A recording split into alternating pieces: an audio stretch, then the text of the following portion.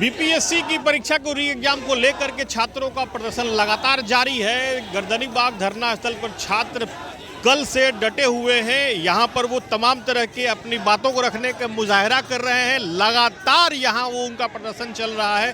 वो री एग्जाम की मांग कर रहे हैं और सबके हाथों में पोस्टर है। ये देख सकते हैं, ये पोस्टर है और ये अन्याय की बात कर रहे हैं। इनका ये कहना है कि उनके साथ अन्याय हुआ है। हमारे साथ कई छात्र हैं, हम उनसे बात करेंगे और पूछेंगे कि आखिर क्या वो चाहते हैं। क्या चाहते हैं आप लोग, पहले ये बताइए। हम लोगों का सर क्लियर डिमांड है कि व्यवस्था कुव्यवस्था जो प्रशासन और बीपीएससी के द्वारा थी उसके भुक्तभोगी छात्र क्यों बने। 3-3 साल से तैयारी करते हैं लोग, मेहनत से मेंस लिखे हुए लोग थे उस समय जो जहाँ पे ये कुव्यवस्था हुई और उसका ठेकड़ा तुरंत बच्चों पे फोड़ दिया गया कि आप नॉन सीरियस बच्चे हैं। इतने मन से तन से तैयारी कर रहे हैं, उनको नॉन सीरियस चेयरमैन बोल देते हैं सीधे सीधे। ये क्या बात हुई? बच्चों का दुख दर्द नहीं समझ सकते हैं लेकिन नॉन सीरियस बोल देना है। खुद नॉन सीरियस हैं वो लोग, क्यों ना कहें कि वो नॉन सीरियस हैं। एग्जाम पेपर पे आप 1 घंटा क्वेश्चन लेट पहुंचाते हैं, आप नॉन सीरियस हैं। किसकी गलती है इसमें? लापरवाही किसकी है? आधे घंटे आप ही एग्जाम दीजिएगा, क्वेश्चन पेपर नहीं मिले बीपीएससी से एग्जाम का, तो आपके अंदर भी एंग्जाइटी आ जाएगा। यार मैं तैयारी क्यों कर रहा था 2 साल से 3 साल से। 200 एसडीएम है, 138 डीएसपी है। जैसे ही इस तरह की सीटें आती हैं तुरंत बहुत बड़े लेवल पे धांधली और सीटिंग की तैयारी हो जाती है और भुक्तभोगी हम जैसे आम बच्चे होते हैं। यहाँ देखिए, कौन आपको लग रहा है कोई अमीर घर का है? सब आम लोग हैं। कोई किसान का, कोई मजदूर का बेटा है, अरे कोई नॉर्मल नौकरी करता है उसका। हम लोग कहाँ से आए हैं? बांका, भागलपुर। आप लोग यहाँ पर कल से हैं, आप लोग यहाँ पर कल से हैं और लगातार अपना प्रदर्शन कर रहे हैं आप लोग। ठीक है, आप लोगों की डिमांड है री एग्जाम हो। अब आप लोग आगे क्या करेंगे तैयारी? हम लोग यहाँ पे बना रहेंगे जब तक सरकार नहीं सुनेगी, चेयरमैन नहीं झुकेगी। हम लोग यहाँ पे बने रहेंगे और उसे सुनना ही पड़ेगा और उसे इस्तीफा भी देना होगा।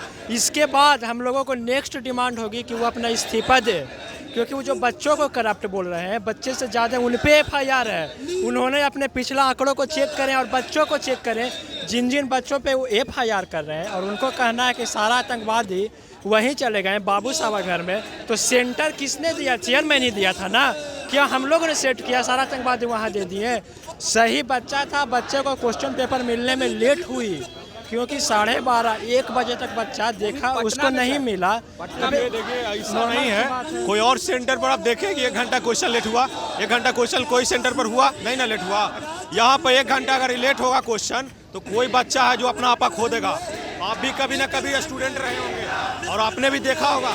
अगर बताइए 1 मिनट लेट होता है तो हमें अंदर नहीं जाने दिया जाता है और 1 घंटा तक क्वेश्चन नहीं मिल रहा है तो हम लोग कुछ नहीं करेंगे। बताइए, अभी बताइए। सबसे बड़ी बात, उन्होंने हाई कोर्ट में से ऐसा एक आया था लेटर, उसमें बताया गया था कि 10 दिन पहले सारे क्वेश्चन को सेंटर पे भेजवा दिया गया, हर जगह पे एडजस्ट करवा दिया गया।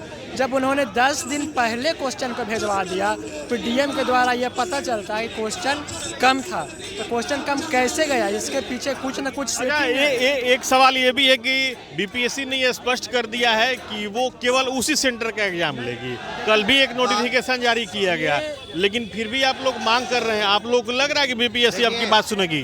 4,83,000 स्टूडेंट हैं, 40 जिला है, औसतन 12,000 आता है एक जिला पे।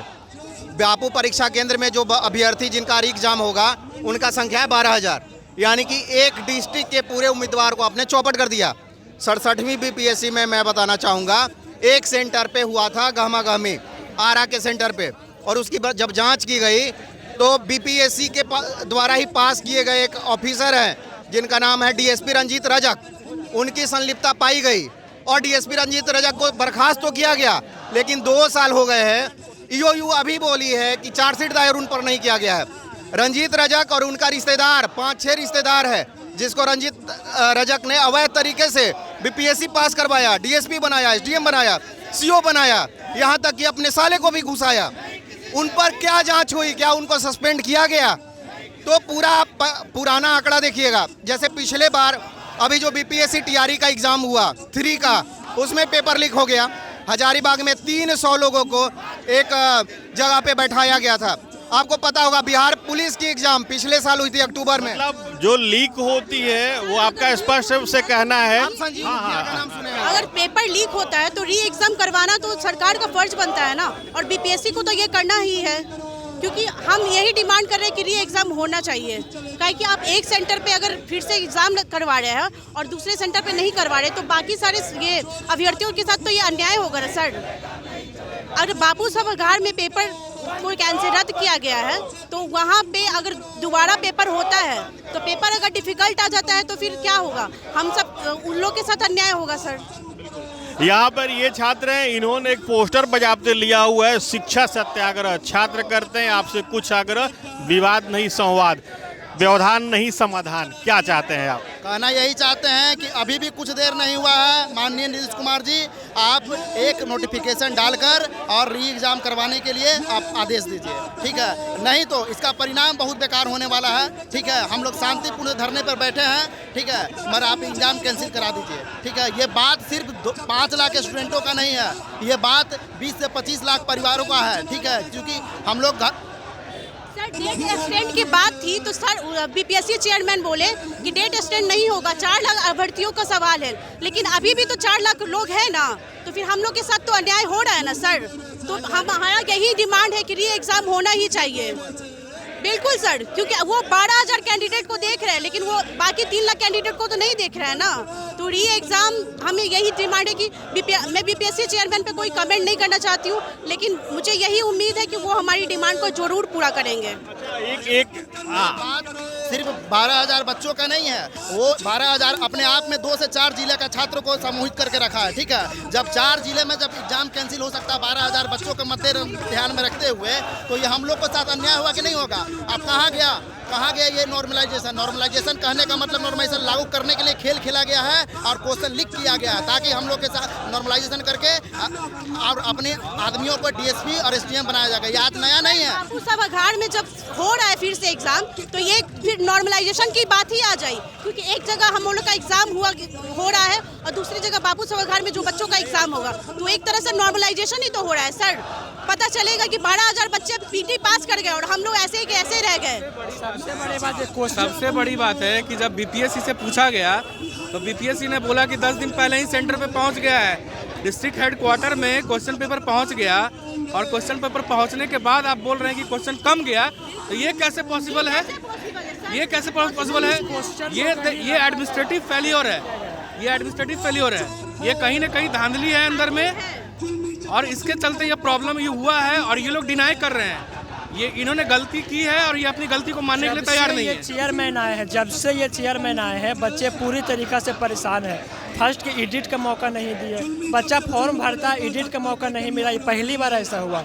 उसे रीओपन नहीं किया, 80,000 बच्चा का रजिस्ट्रेशन था, दोबारा फॉर्म भरना। सवाल अब ये भी है कि आप लोग 2 दिन से यहाँ पर हैं और आप लोग अपनी बातों को लगातार रख रहे हैं, अब आगे आप लोग की क्या प्लानिंग है? आगे यही है कि हम लोग शांतिपूर्ण तरीके से सत्याग्रह को अंजाम कर रहे हैं और हमें री एग्जाम हमारी डिमांड है री एग्जाम करवाने का। आप लोग कब तक यहाँ धरना करेंगे, मैं ये जानना चाहता हूँ। नहीं मानेगी तब तक हम लोग यहाँ पे धरना देंगे, क्योंकि जब तक हमारी डिमांड पूरी नहीं होगी, हमारी आवाज नहीं उठेगी, तब तक कोई नहीं सुनने वाला है सर। बीपीएससी को हमारी बात माननी ही पड़ेगी। हमको पता है कि नीतीश सरकार का ये मतलब चल रहा है, ये राज है जो नीतीश सरकार पे चल रहा है। ये ऑटोक्रेसी जो चल रहा है ना, जो ऑटोक्रेसी चला रहे हैं ना, ये नहीं चलेगा, क्योंकि नीतीश सरकार जानते हैं कि उन्हें हमने बनाया है, मतलब हम लोगों ने वोट दिया तो वो बने मुख्यमंत्री, ऐसे नहीं है। युवा वोट देते हैं तभी वो सरकार बनती है, जब युवा ही वोट नहीं देंगे तो सरकार कैसे बनेगी? और ये सिर्फ युवा की बात नहीं है, ये 5 लाख स्टूडेंटों की बात नहीं है, 5 लाख स्टूडेंटों से जुड़े परिवारों की बात है, फैमिली की बात है। ये नंबर छोटा नहीं होता है, बता दीजिएगा, ये नंबर 20 से 25 लाख बातों की बात है। और मैं बोलना चाहता हूँ कि स्टूडेंट नहीं, आप जो अभिभावक है वो भी शामिल होइए ताकि उनको पता चले। सर मेरा बीपीएससी चेयरमैन से यही अनुरोध है कि वो हमारी बात सुने और उस पर अमल करे और हमारे लिए अच्छा डिसीजन ले। मैं बीपीएससी चेयरमैन पे कोई कमेंट नहीं करना चाहती हूँ सर। जब भी एसडीएम का, डीएसपी का जब भी पद आता है तो आप देखिएगा कि बिहार में जब भी बीपीएससी का एग्जाम होगा इसी तरीके का धांधली होते ही रहता है। 80,000 बच्चों का एग्जाम फॉर्म नहीं भर पाए ये लोग, और उस समय भी हम लोग यहाँ पे प्रोटेस्ट किए थे, उस समय पर भी कोई कार्रवाई नहीं हुई थी। यहाँ तक कि सीएम से मिलने के लिए भी हम लोगों ने किया था कोशिश, सीएम भी नहीं मिल पाए थे। इसके बावजूद भी जब एग्जाम हुआ तो फेयर तरीके से एग्जाम नहीं हुआ। 12,000 बच्चों का फिर से जब एग्जाम आप ले सकते हैं तो बाकी बच्चों को। एक मिनट, आप एक सरकारी संस्था है, हर बार आपके सर्वर में प्रॉब्लम कैसे आता है? ये एक बार का तो प्रॉब्लम नहीं है, हर बार भी हर बार सर्वर का प्रॉब्लम आता है। इतनी बड़ी गवर्नमेंट एजेंसी होके आपके ही सिस्टम में फेलियर होता है। नहीं ना, आप लोग से भी अनुरोध है मीडिया पर्सन से कि हम लोग का बात रखा जाए। आप लोग प्लीज हमारी बात रखिए। मीडिया है किस लिए? हमारी बात रखने के लिए। और एक बात और सर बता देना चाहते हैं, जो कोचिंग अभी यहाँ नहीं आए हैं, जो 70 का मेंस पढ़ाने में व्यस्त हैं, उनको भी आना चाहिए। बाकी महिलाओं से भी यही अनुरोध है कि आप लोग भी यहाँ पे जरूर आइए, क्योंकि अगर आप लोग भी यही सोचेंगे कि नहीं आएंगे, बाकी सब लोग तो है, तो फिर सारे लोग तो घर पे बैठे रहेंगे। इसलिए मेरी भी सारी महिला अभ्यर्थियों से अनुरोध है कि आप लोग जरूर यहाँ पे धरना प्रदर्शन पे आइए और धरना दीजिए और हमारी मांग, ताकि हमारी मांग। ये स्पष्ट रूप से छात्रों का कहना है कि वो अपनी मांग को जब तक पूरा नहीं हो जाता तब तक धरने पे बैठे रहेंगे, और नीतीश सरकार से उनका आग्रह है कि वो बीपीएससी के पूरे प्रकरण को ध्यान में रखे और उनके हित में निर्णय ले। Sujit Kumar, TV9 digital, Patna.